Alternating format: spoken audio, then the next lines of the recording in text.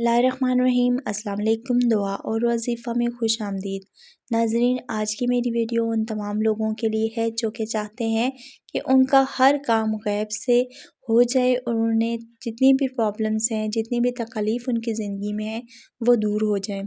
तो ये वजीफ़ा उन लोगों के लिए है। ये हर हाजत के लिए बहुत ही ज़्यादा मुजर्रब वजीफ़ा है। अगर आपकी ज़िंदगी में कोई भी परेशानी है, कोई कारोबार की टेंशन है, औलाद की टेंशन है, घर की टेंशन है, कोई भी मसला है आपको, तो इंशाअल्लाह ताला इस वजीफ़े से आप उन तमाम मसाइल का हल इंशाअल्लाह पा लेंगे।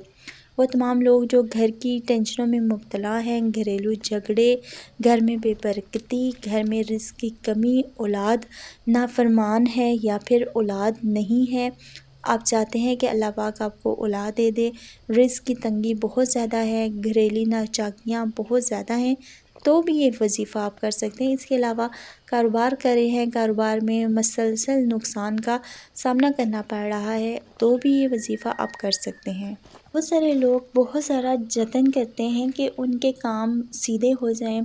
कुछ लोगों को ऐसे होता है कि वो अगर मिट्टी में हाथ डालें तो वो सोना बन जाती है, और कुछ लोग मेहनत करते रहते हैं कि उनके रिज़्क़ में बरकत हो जाए, उनका रिज़्क़ खुल जाए या उनके घरेलू जो मामलात हैं वो बेहतर हो जाएं, लेकिन वो सब कुछ उलट होता रहता है और अल्लाह की तरफ से कुछ देर होती है और कुछ इंसान की सुस्ती भी होती है, तो वो काम जो है वो अंजाम को नहीं पहुंच सकते। लेकिन ये वजीफ़ा इतना पावरफुल वजीफ़ा है, ये इतना करामत वजीफ़ा है कि आप इसको करेंगे तो इंशाअल्लाह ताला आपके बिगड़े हुए काम भी बनने संवरने शुरू हो जाएंगे और आपके तमाम तर काम जो पाया तकमील तक नहीं पहुंच पा रहे होते वो आसान होना शुरू हो जाते हैं, और अल्लाह की तरफ से कोई ऐसी बरकत आनी शुरू हो जाती है कि आपके तमाम बिगड़े हुए काम भी संवरने शुरू हो जाते हैं और अल्लाह ताला उनमें बरकत पैदा करना शुरू कर देता है।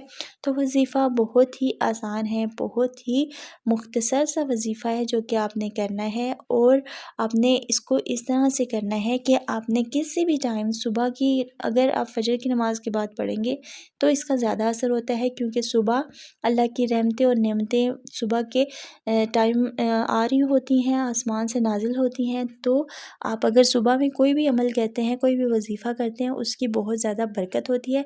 उसके साथ साथ आप अगर मगरिब और इशा के दरमियान या फिर इशा के नमाज के फ़ौरन बाद अगर आप वजीफ़ा करते हैं तो उसमें भी ज़्यादा तासीर होती है, उसमें भी आप ये वजीफ़ा कर सकते हैं। लेकिन अगर आप बिज़ी हैं या आपकी रूटीन इस तरह की है तो आप सिर्फ सुबह में कर सकते हैं या किसी भी नमाज के बाद आप कर सकते हैं, जैसे आपका दिल करे आप इसको कर सकते हैं।